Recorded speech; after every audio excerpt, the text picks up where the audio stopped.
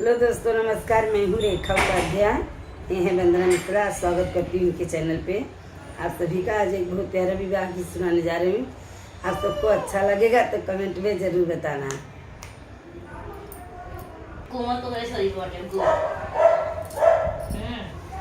मोरे पीछवरवा चंदन एक पेड़वा अरे अचन बिछन होई गाड़ी रे ललनवा अरे अचन बिछन होई गाड़ी रे ललनवा चनना कटाई बाबा पलंग सलाई अरे दियले ओ बरिया तराई रे ललनवा अरे दियले ओ बरिया भीतराई रे ललनवा से ही पलंग सोवाले बाबा कवन रामा माई सिरन धरे टाड़ी रे ललनवा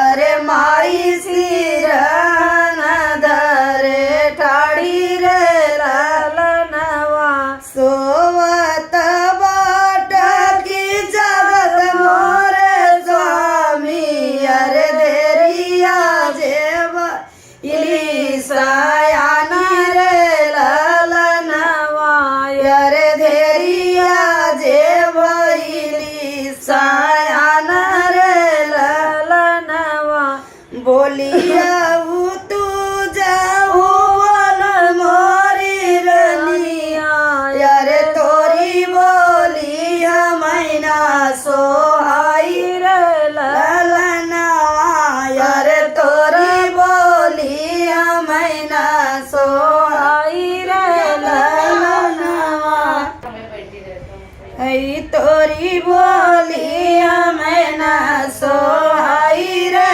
ललनवा अरे तोरी बोलिया मैना सो